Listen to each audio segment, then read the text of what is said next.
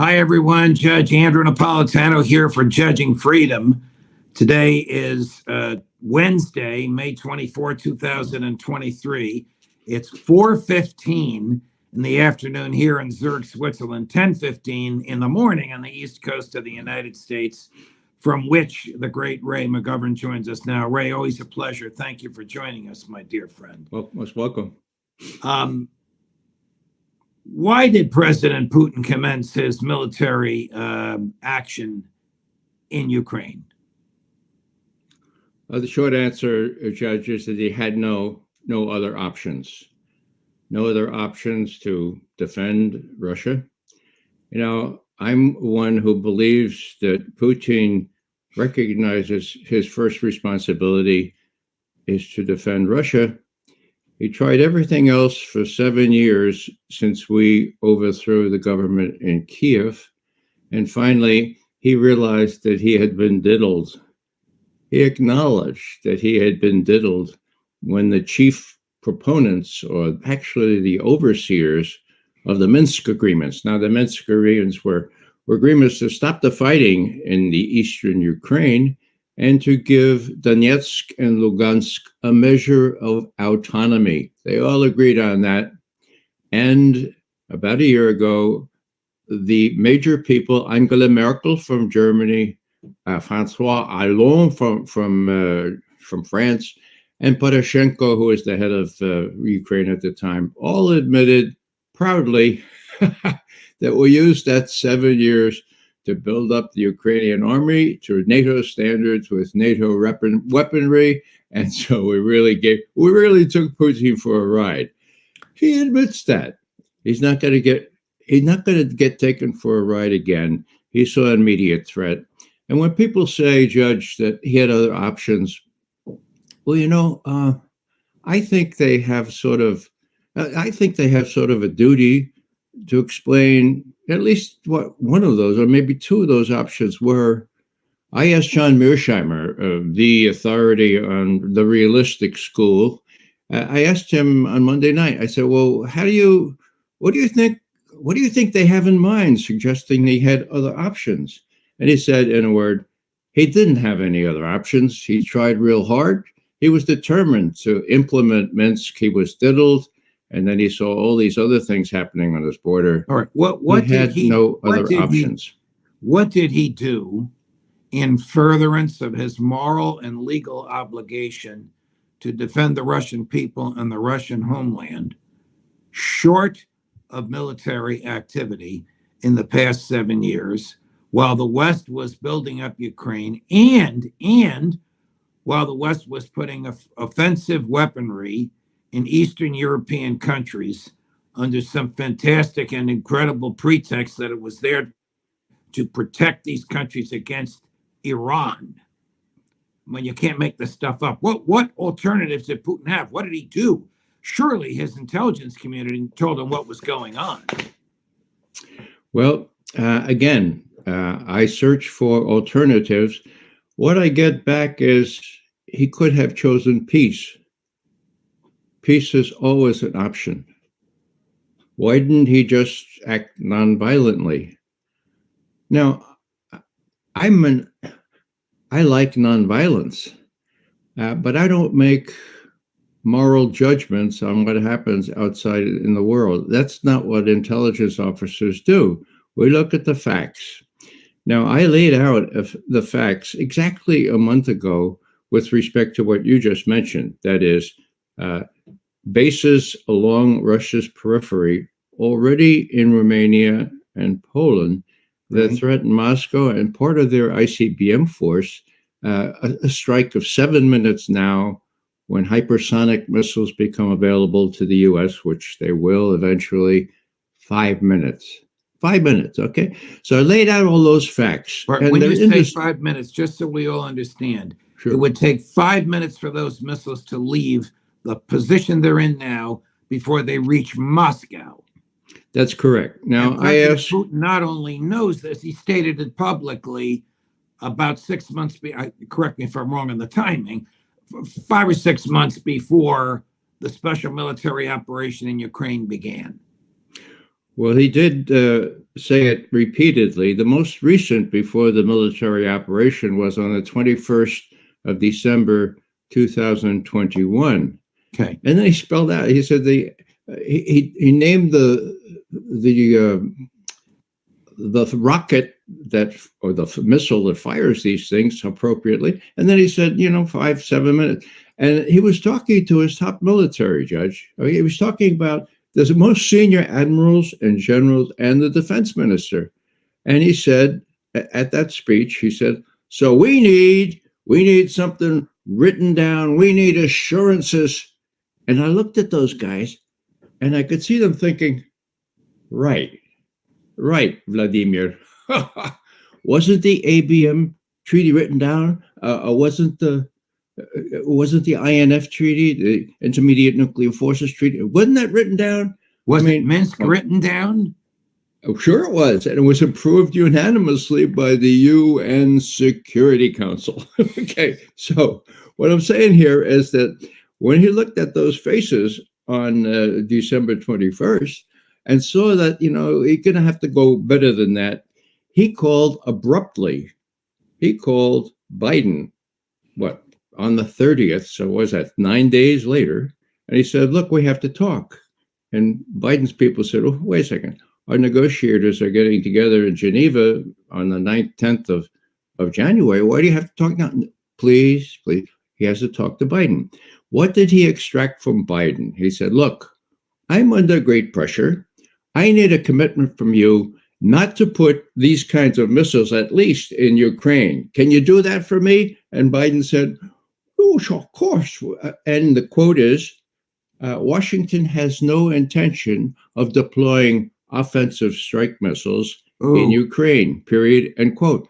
That fell off the negotiating table. The U.S. negotiators were unwilling to discuss that. 6 weeks later, Putin complained after talking to Biden one last time that he couldn't get Biden to even discuss that issue. So, I mean, there were a whole bunch of things that built up, including, and I always come back to this, Judge, it's the most important factor, including the fact that Putin was able to get Xi Jinping to violate Beijing's principal stand on Westphalia, no violation of neighbors' borders, he was up there on the 4th of February to launch the Winter Olympics, okay? So he says to Xi Jinping, looks like NATO forces are ready to pounce on Donetsk and Lugansk. They're diddling me still on Minsk. We have these intermediate range nuclear forces that we're not quite sure what's in those capsules in Romania and Poland. I'm going to have to go in there. What do you think? No, I wasn't a fly on the wall, Judge. But what I think the reaction by Xi Jinping was, who realizes China is next. He probably said, you mean after the Winter Olympics are over, right, Vlad? Oh, yeah, of course. They're over on the 20th of February. On the 21st, Moscow recognizes Donetsk and Lugansk as independent countries. The next day, they appeal for help from the Russians. 2 days later, you have the invasion. Now, does that mean that I am justifying the invasion? No, it means that I'm citing the facts. It means that I'm saying this is why he went into Ukraine. Now, if you want to interpret that as justifying, that's in the eye of the beholder. Right, let me tell you what it also means. It also means that the events as you have described them appear nowhere in mainstream American media. And the cheerleaders for Joe Biden, whether they're conservative Republicans in the House or Democrats who will always cheer on a Democratic president, have never even been exposed to that understanding of events, have never even had articulated to them how the West double-crossed Putin, how the West has been preparing for this for 7 years. Am I right, or am I over-exaggerating? You're right. And that's the operative fact here, because we're reaching a crucial point, Judge. What's going to happen is these people around Biden are going to suggest escalating still farther, okay? That's going to come to what the Chinese used to call a no good end, okay, for everybody, okay? That's why Americans have to realize, look, you haven't been given the whole story. Putin didn't have any of the other options. It would be really nice if he was it would be really nice if he was a Gandhi or a Martin Luther King. Well, nice for whom? Not so nice for the Russian people, Right. because he saw his duty as to defend the Russian people. Now, I've asked this question before. Sure. Does the West plan to use, or has the West been using Ukraine as a battering ram against Putin? That's very clear. They have done that. And, let me, it doesn't really matter what I say so much. It's what the only honest intelligence leader said 2 years after the coup that we arranged in Kiev. Let me read you 2 sentences here. I think I have it somewhere. Let's see. I do. There it is. This comes from the head of the Defense Intelligence Agency, which, by the way, has since been marginalized. They're not in the play anymore. Okay, here's what he said. Lieutenant General Vincent Stewart, a Marine, okay, quote, "The Kremlin is convinced that the United States is laying the groundwork for regime change in Russia. A conviction further reinforced by events in Ukraine. Moscow views the United States as the critical driver behind the crisis in Ukraine and believes that the overthrow of former Ukrainian President Yanukovych is the latest move in a long-established pattern of U.S. orchestrated regime change efforts, period," end quote. This is a congressionally mandated report that this general, who headed DIA at the time, stood up, manned up, and said, this is how we see it. Since then, DIA has been completely marginalized by the likes of John Brennan and other people who dominate what people are supposed to be thinking. But I have never heard that quote before. But after listening to you and Larry Johnson and Phil Giraldi and Tony Schaefer and Colonel Davis, Colonel McGregor in the past months, that is about as succinct, profound, and accurate, from my perspective, an explanation of how we got to this point as I have heard. And you're telling us, you're telling me, all the people watching and listening to us now, that this Marine general, of whom I've never heard before, and I follow this stuff, has been marginalized because he said this either under oath or in a writing to Congress, which is the legal equivalent of saying it under oath? Right. Well, let me say, this is December 2015, so almost 2 years after the coup in Kiev. Lots of time to reflect on this. Why do I make a big point about DIA, the Defense Intelligence Agency, being marginalized? Because just a year or two later, 1 year later, actually, when the CIA handpicked analysts to say Russia hacked the DNC emails and the GRU, the Russian military intelligence organization, was responsible for that, guess what? DIA was cut out of that. DIA was not consulted. Because DIA would have contradicted that with hard evidence.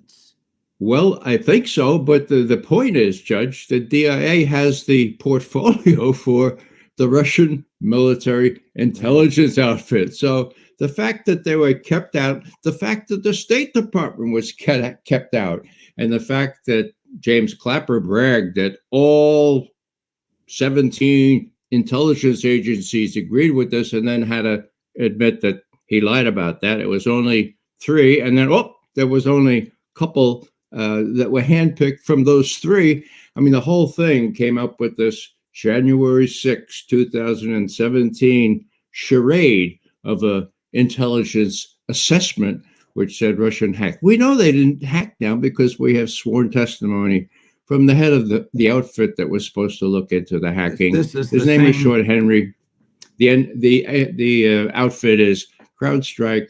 It's corrupt from the beginning, and Sean Henry is a distinguished alumni of the Federal Bureau of Investigation. Enough said. I mean, this is the same James Clapper who told Senator Wyden and others on the Senate Intelligence Committee under oath that the United States government was not spying on millions of its own people. And because the members of that committee had already received a secret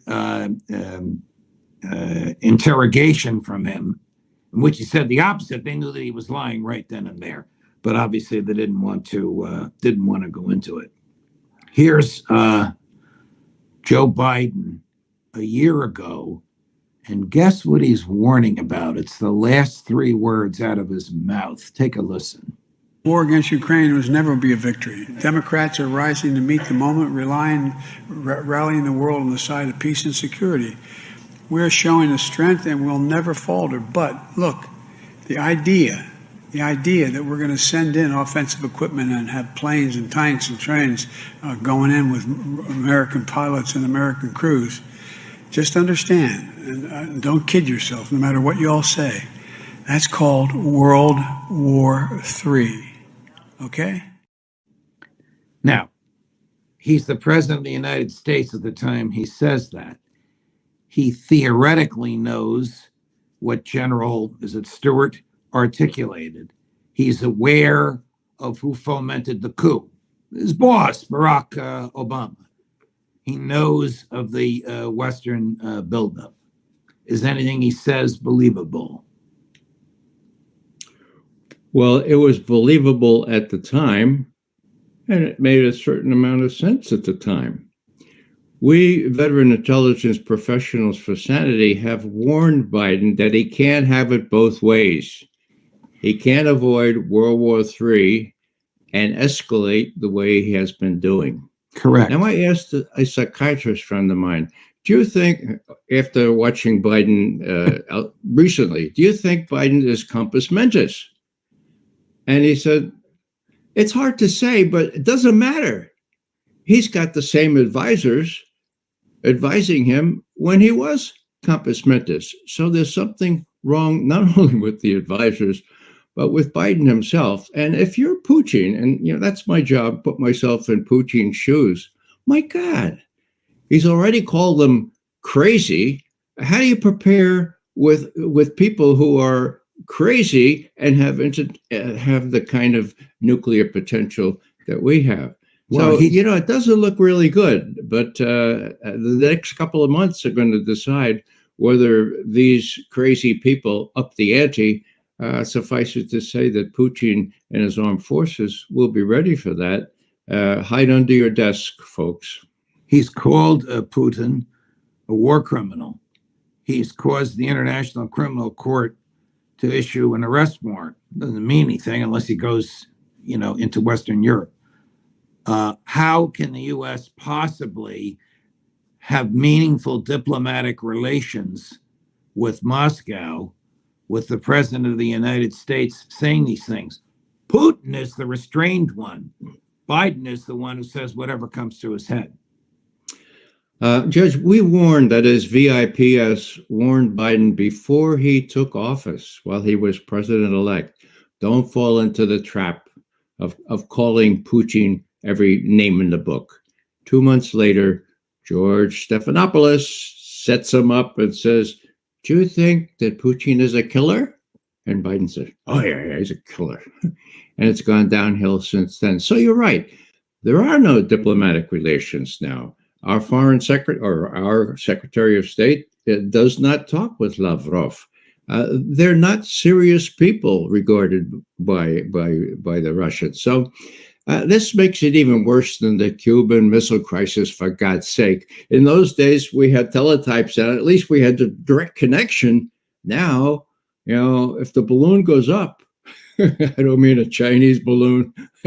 I mean, if it really gets to the point where people fear nuclear escalation, there's no real reliable means of contact, and there's no trust. So even if there were contact, there isn't even the measure of trust that existed between John F. Kennedy and Nikita Khrushchev back in 1962. Here's President Biden last week at the G7 in, of all godforsaken places, Hiroshima, Japan. The United States, together with our allies and partners, is going to begin training Ukrainian pilots in fourth-generation fighter aircraft, including F-16s, to strengthen Ukraine's Air Force as part of a long-term commitment to Ukraine's ability to defend itself. I guess he forgot about his own warning about World War III. Now, some of the sophisticated, Doug McGregor tells us this, Colonel McGregor, some of the sophisticated artillery that he sent over there requires Americans to operate. Are American pilots going to operate those F-16s? And what happens when some of them come home in a coffin? Because these are planes that the Russians will shoot down, no matter who's operating them. There are so many problems with the F-16. Let me just name a few. The pilots are one. The airfields, where are they going to fly from?